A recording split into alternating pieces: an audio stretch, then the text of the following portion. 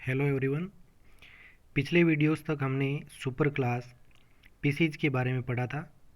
इस वीडियो में हम सुपर क्लास टेट्रापोडा के बारे में पढ़ेंगे, जिसके अंतर्गत पहली जो क्लास आती है वो है एम्फीबिया। तो बात करते हैं सुपर क्लास टेट्रापोडा की। ये दो ग्रीक वर्ड से मिलकर बना हुआ शब्द है।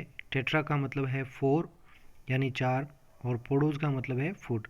The animals with four limbs यानी ऐसे जंतु जिनमें चार पैर उपस्थित होते हैं, उनको टेट्रापोडा या चतुष्पादी जंतु कहते हैं। It is divided into four classes. तो टेट्रापोडा को चार क्लासेस में डिवाइड किया है, चार वर्गों में विभाजित किया है। पहले आता है एम्फीबिया, उसके बाद रेप्टिलिया, फिर एवीज और उसके बाद में मेमेलिया वर्ग। तो हमने अब तक के वीडियोस में सब फाइलम वर्टिब्रेटा के अंतर्गत एग्नेथा और ग्नेथोस्टोमेटा के बारे में पढ़ा। फिर उसके बाद में सुपर क्लास पाइसे, जो कि ग्नेथोस्टोमेटा की सुपर क्लास है, इसके बारे में पढ़ा। आज हम बात करेंगे सुपर क्लास टेट्रापोडा के बारे में, और इसके अंतर्गत जो फर्स्ट क्लास आती है वो है हमारी एम्फीबिया। तो बात करते हैं क्लास एम्फीबिया के बारे में। एम्फीबिया शब्द दो ग्रीक वर्ड से मिलकर बना है। एम्फी का मतलब होता है ड्यूअल यानी दोहरा, और बायोस का मतलब है लाइफ या जीवन, यानी दोहरा जीवन जीने वाले जंतु एम्फीबिया वर्ग के अंतर्गत आते हैं।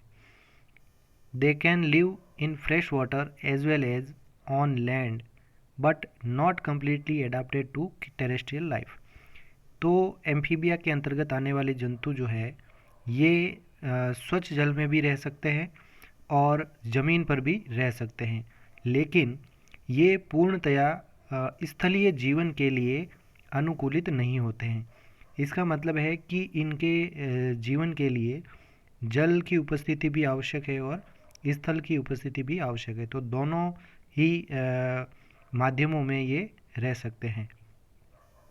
They are the first cold-blooded vertebrates from evolution point of view which came to the land. तो ये जो एम्फीबियंस है, एम्फीबियन जंतु, ये प्रथम कोल्ड ब्लडेड वर्टिब्रेट्स है, यानी ठंडे रक्त के जो प्राणी हैं उनमें ये प्रथम है जो स्थल पर रहने वाले होते हैं।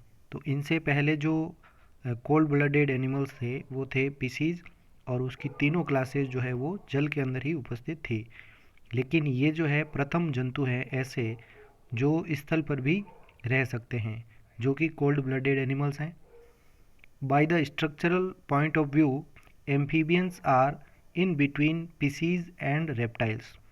तो संरचनात्मक रूप से अगर देखा जाए तो उभयचर जंतु पीसीज व रेप्टाइल्स यानी मछलियों व सरीसृपों के मध्य में आते हैं। तो अब बात करते हैं एम्फीबिया के जनरल कैरेक्टर्स या सामान्य लक्षणों के बारे में।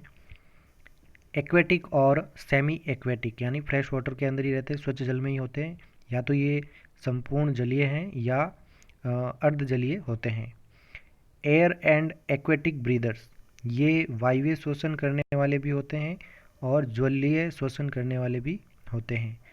कार्निवोरस यानी ये मांसाहारी होते हैं, और पोइकिलोथर्मिक या इन्हें कहते हैं असमतापी या कोल्ड ब्लडेड एनिमल्स, यानी कि ये इन जंतुओं के शरीर का जो तापमान है वो बाहर के तापमान के अकॉर्डिंग जो है वो चेंज हो जाता है, इसलिए इन्हें कोल्ड ब्लडेड एनिमल्स कहते हैं। ओविपेरस होते हैं यानी अंडप्रजक होते हैं। टेट्रापोड वर्टिब्रेट्स यानी चतुष्पाद कशेरुकी, यानी ऐसे कशेरुकी जिनमें चार पैर उपस्थित होते हैं। डिस्टिंक्ट हेड, इनमें सिर जो है वो स्पष्ट दिखाई देता है। ट्रंक लॉन्ग, जो धड़ होती है वो अधिक लंबी होती है। नेक एंड टेल प्रेजेंट और एब्सेंट, अब इनमें गर्दन या पूंछ जो है प्रेजेंट हो भी सकती है कुछ ऑर्डर्स के अंदर, और कुछ में नहीं भी होती है। लिम्स जनरली टू पेयर्स, इसलिए इनको टेट्रापोड कहते हैं। तो इनमें जो पैर होते हैं वो सामान्यतः दो जोड़ी यानी टोटल चार पैर पाए जाते हैं। सम आर लिम्बलेस, अब इनमें कुछ ऐसे ऑर्डर्स भी हैं जिनमें पैर उपस्थित नहीं होते हैं। लिम्स हैव 4 to 5 और लेस डिजिट्स, यानी पैरों के अंदर 4 से लेकर 5 या उससे कम उंगलियां पाई जाती है। पेयर्ड फिन्स एब्सेंट, इनमें जो युग्मित पंख होते हैं वो अनुपस्थित होते हैं। Median fin without fin rays if present, इनमें मध्य पंख यदि उपस्थित हो तो वह बिना फिन रेज या पंख अरों के होते हैं। तो ऐसे फिन्स में पंख अर जो है वो नहीं पाए जाते हैं या फिन रेज नहीं होती है। स्किन सॉफ्ट, त्वचा जो है कोमल होती है। मॉइस्ट यानी नम, नमी इनमें पाई जाती है त्वचा के अंदर। एंड हैविंग म्यूकस ग्लैंड्स, और त्वचा के अंदर जो है वो श्लेष्म ग्रंथियाँ पाई जाती है और इसी के कारण इनकी जो त्वचा है वो नम बनी रहती है और श्लेष्मी प्रकार की होती है। क्रोमेटोफोर्स प्रेजेंट, यानी इनमें वर्णकी कोशिकाएं प्रेजेंट होती है, यानी कि ये बाहर के एनवायरनमेंट के अनुसार अपने स्किन का जो कलर है वो चेंज कर लेते हैं। तो इनमें क्रोमेटोफोर्स भी पाए जाते हैं। एक्सोस्केलेटन एब्सेंट, अब इनमें बाह्य कंकाल जो है वो नहीं होता है। डिजिट्स विदाउट नेल्स और क्लोज, इनमें जो अंगुलियां होती है उनमें नखर या पंजे जो है नहीं पाए जाते हैं। माउथ बिग, मुख जो है वो बड़ा होता है। अपर और both jaws have homodont teeths, तो ऊपर के जबड़े में या दोनों जबड़ों में यानी अपर एंड लोअर दोनों जॉज में समदंती प्रकार के दांत पाए जाते हैं, यानी एक समान दांतों की पंक्तियां पाई जाती है। टंग प्रोस्ट्रूसिबल, इसमें जो जीभ है वो बहिसारी होती है। बहिसारी का मतलब है कि ये अपनी जीभ को मुख से बाहर निकाल सकते हैं। Alimentary canal terminates in cloaca, तो इनमें जो आहार नाल होती है ये क्लोएका या अवस्कर द्वार तक द्वार में जो है वो ख़त्म होती है। तो एलिमेंट्री कैनाल कंप्लीट होती है इनमें। एंडोस्केलेटन मोस्टली बोनी, अब इनमें जो अंतःकंकाल है ये अधिकांशतः अस्थिल होता है, यानी अस्थियों से बना हुआ है।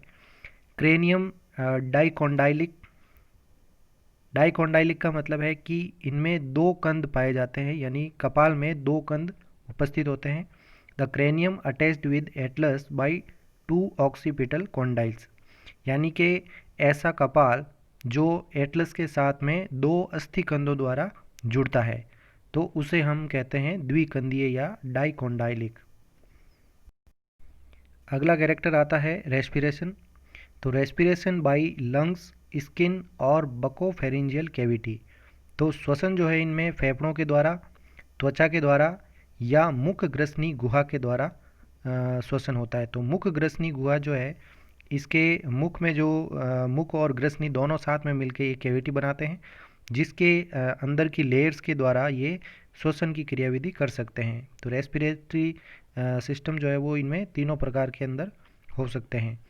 Larva with external gills which can be permanent in some aquatic adults, अब इनके अंदर जो लार्वल स्टेज होती है, इन लार्वल स्टेज के अंदर बाह्य गिल्स या बाह्य क्लोम पाए जाते हैं, जो कुछ वयस्कों के अंदर परमानेंट भी हो सकते हैं और बाकी ये रिड्यूस हो जाते हैं।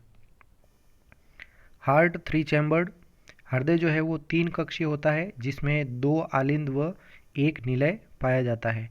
इनमें साइनस वेनोसस यानी सीरा कोटर और ट्रंकस आर्टीरियोसस या जिसे कहते हैं धमनी कांड, दोनों ही इनमें उपस्थित होते हैं। फिर आता है renal portal and hepatic portal systems well developed, तो इनमें वृक्क निवाहिका तंत्र व यकृत निवाहिका तंत्र दोनों ही सुविकसित प्रकार के होते हैं। आरबीसीज आर बिग, इनमें जो आरबीसी होती है वो बड़े आकार की होती है। ओवल शेप्ड यानी अंडाकार होती है और न्यूक्लिएटेड यानी इनमें न्यूक्लियस पाया जाता है। इसके बाद है किडनी मीजोनेफ्रिक, इनमें जो वृक्क होते हैं वो मध्य वृक्कीय प्रकार के होते हैं। यूरेटर्स ओपन इन क्लोएका, अब इनके अंदर यूरेटर या मूत्र वाहिनियाँ जो होती है वो क्लोएका के अंदर खुलती है, यानी अवस्कर के अंदर सीधे ही खुल जाती है। यूरियोटेलिक, यानी ये उत्सर्जी पदार्थ के रूप में यूरिया का उत्सर्जन करते हैं, इसलिए इन्हें यूरियोटेलिक या यूरिया उत्सर्जी कहते हैं। ब्रेन लेस डेवलप्ड, इनमें जो मस्तिष्क होता है वो कम विकसित होता है। क्रेनियल नर्व्स आर 10 पेयर्स, इनमें 10 जोड़ी कपाल तंत्रिकाएं पाई जाती है। Nostrils connected to buccal cavity. अब इनमें जो नासा छिद्र होते हैं वो इनकी मुख गुहा से जुड़े हुए रहते हैं। Rod shaped single ossicle columella found in middle year.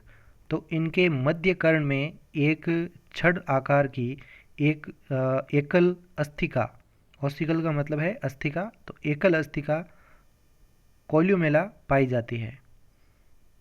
Lateral line system found in some larva and some aquatic adults.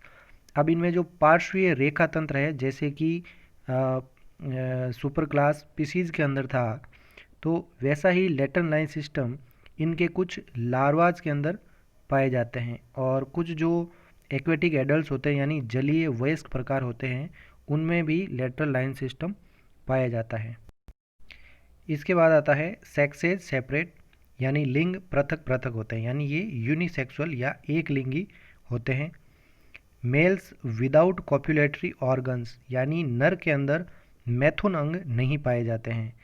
गोनोडक्ट्स open into cloaca. अब इनमें जो गोनेड से या जनदों से वाहिनियाँ जो निकलती है उन्हें कहते हैं जनद वाहिनियाँ। तो ये जो जनद वाहिनियाँ हैं ये क्लोएका या अवस्कर द्वार के अंदर ही खुलती है। फर्टिलाइजेशन मोस्टली एक्सटर्नल, इनमें निषेचन जो है वो बाह्य होता है यानी किसी माध्यम के अंदर होगा। फीमेल्स मोस्टली ओविपेरस, तो जितनी भी इनमें मादाएं होती है वो सभी अंडज होती है यानी अंडे देती है। Development indirect having tadpole larva in life cycle, इनमें जो परिवर्तन है वो अप्रत्यक्ष प्रकार का होता है, जिसमें एक लार्वा है जिसे कहते हैं टेडपोल लार्वा।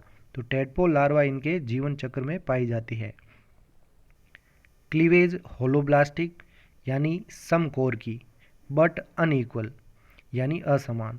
तो इनमें जब अंडे में फर्टिलाइजेशन होता है तो सबसे पहले जो विदलन होता है वो होलोब्लास्टिक होता है, यानी कि ये दो भागों में इसे डिवाइड करता है, लेकिन ये अनइक्वल प्रकार का होता है, यानी इनमें दो भाग जो बनेंगे उसमें दोनों भाग जो है वो बराबर नहीं होते हैं। तो एक भाग इसमें छोटा होता है, एक भाग बड़ा होता है, तो ये अनइक्वल प्रकार का विदलन पाया जाता है।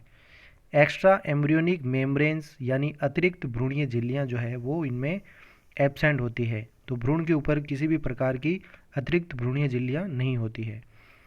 Neoteny found in some members, अब इसके कुछ सदस्यों में नियोटेनी या चिर भ्रूणता पाई जाती है।